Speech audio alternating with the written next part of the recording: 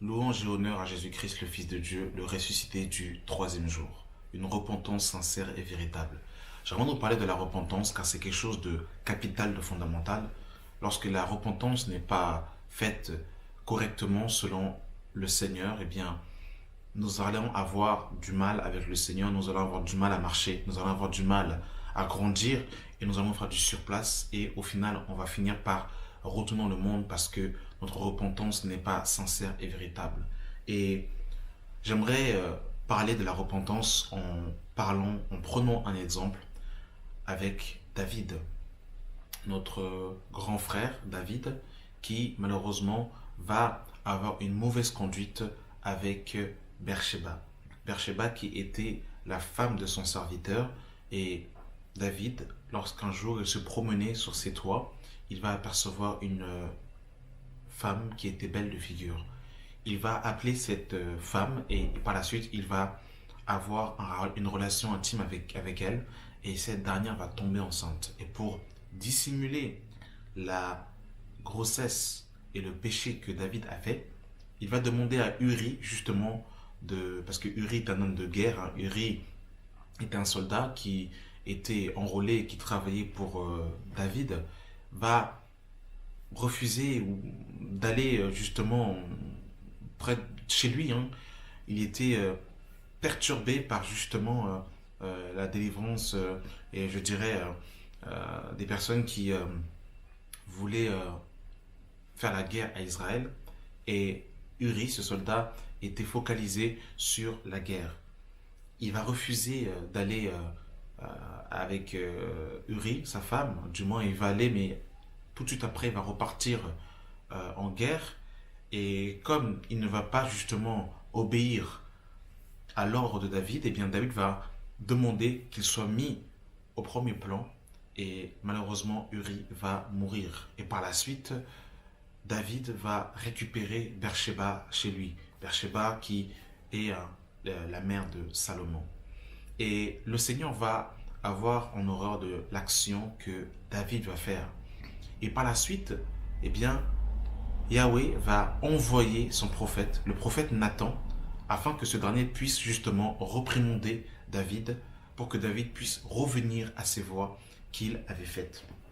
Nous sommes dans le livre de 2 Samuel, chapitre 12, le verset 1. L'Éternel envoya Nathan vers David, et Nathan vint à lui et lui dit, il y avait dans une ville deux hommes, l'un riche et l'autre pauvre. Le riche avait des brebis et des bœufs en très grand nombre. Le pauvre n'avait rien du tout, une petite brebis qu'il avait achetée. Il la nourrissait et il grandissait chez lui avec ses enfants. Elle mangeait de son pain, buvait de sa coupe, dormait sur son sein et il la regardait comme une fille. Un voyageur arriva chez l'homme riche et le riche n'avait pas voulu toucher à ses brebis ou à ses bœufs pour préparer un repas au voyageur qui était venu chez lui. Il a pris, il a pris la brebis du pauvre et l'a apprêtée pour l'homme qui était venu chez lui. La colère de David s'enflamma violemment contre cet homme et il dit à Nathan, l'Éternel est vivant, l'homme qui a fait cela mérite la mort. Et il rendra 4 brebis pour avoir commis cette action et pour avoir été sans pitié. Et Nathan dit à David, tu es cet homme-là, ainsi parle l'Éternel, le Dieu d'Israël, je t'ai oint pour roi sur Israël, je t'ai délivré de la main de Saül, je t'ai mis en possession de la maison de ton maître, je t'ai placé dans ton sein les femmes de ton maître, je t'ai donné la maison d'Israël et de Juda, et si cela eût été peu, j'y aurais encore ajouté. Pourquoi donc as-tu méprisé la parole de l'Éternel en faisant ce qui est mal à ses yeux? Tu as frappé de l'épée Uri, le Héthien. Tu as pris sa femme pour en faire ta femme et tu lui as tué par l'épée les fils d'Amnon. Maintenant, l'épée ne s'éloignera point de ta maison parce que tu m'as méprisé et parce que tu as pris la femme d'Uri, le Héthien, pour en faire ta femme. Ainsi parle l'Éternel, voici, je vais faire sortir de ta maison le malheur contre toi et je vais prendre sous tes yeux tes propres femmes pour les donner à un autre qui couchera avec elles à la vue de ce soleil. Car tu agis en secret, et moi je ferai cela en présence de tout Israël et à la face du soleil. David dit à Nathan, j'ai péché contre l'Éternel. Et Nathan dit à David, l'Éternel pardonne ton péché, tu ne mourras pas, mais parce que tu as blasphémé les ennemis de l'Éternel, parce que tu as fait blasphémer les ennemis de l'Éternel en commettant cette action, le fils qui t'est né mourra. Donc, nous voyons, bien aimés dans le Seigneur, que Nathan va être suscité par Dieu pour aller justement reprendre David par rapport à l'action qu'il a fait. Et David, tout de suite après, eh bien, il va reconnaître l'action qu'il va faire. Il va reconnaître l'action qu'il va faire. Hein. Et dans le célèbre psaume 51 que nous connaissons, eh bien, David va justement reconnaître son péché et il va justement demander pardon. Il va implorer la grâce de Dieu. Et dans psaume 51, le verset 3, on va commencer à partir du verset 1-2. Au chef des chantres, psaume de David, lorsque Nathan, le prophète, vint à lui, après que David fut allé vers Bécheba. Ô Dieu, aie pitié de moi dans ta bonté, selon ta grande miséricorde, efface mes transgressions, lave-moi complètement de mon iniquité et purifie-moi de mon péché, car je reconnais mes transgressions et mon péché est constamment devant ma face. J'ai péché contre toi seul et j'ai fait ce qui est mal à tes yeux, en sorte que tu seras juste dans ta sentence, sans reproche dans ton jugement. Voici, je suis mis dans l'iniquité et ma mère m'a conçu dans le péché. Mais tu veux que la vérité soit au fond de mon cœur. Fais donc pénétrer la sagesse au-dedans de moi. Purifie-moi avec l'hysope et je serai pur.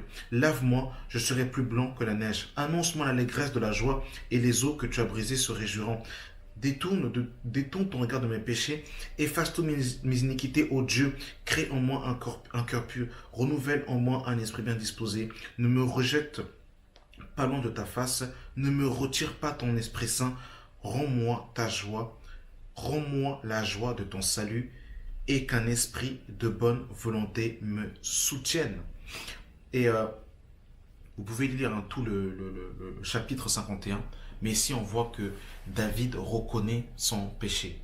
Et une repentance sincère et véritable, c'est de reconnaître son erreur. C'est de reconnaître que nous sommes pécheurs, c'est de reconnaître, bien aimé dans le Seigneur, que nous sommes dans l'iniquité, dans le péché, que nous sommes sortis du centre de notre mère et que nous avons hérité de la nature du péché et que nous devons nous repentir de cette nature-là.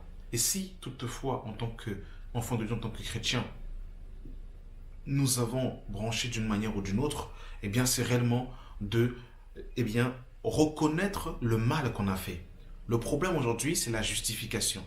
Oui, Seigneur, j'ai fait ça, mais parce qu'il a fait ça. Seigneur, j'ai commis telle action, mais regarde quand même, là, dans cette situation, c'était compliqué. Je suis parti voler dans les magasins parce que, regarde, Seigneur, comprends, mes enfants n'avaient pas à manger, donc voilà, Seigneur, je te demande pardon, mais voilà, comprends, parce que voilà, c'est difficile. Seigneur, je vais à l'assemblée, j'ai pas de titre de transport, je vois les transports en commun, mais regarde, je vais à l'assemblée pour toi, donc comprends, Seigneur, reconnais. C'est pas une repentance, ça. C'est pas une repentance. Et vous, David, on va voir même par la suite que dans 2 Samuel, lorsque David va justement demander pardon pour son iniquité, il va jeûner en espérant que la sentence que Dieu avait donnée concernant la mort de son premier fils, eh bien, Dieu retirait cette sentence. Mais malgré cela, eh bien, son fils, son premier enfant, est mort.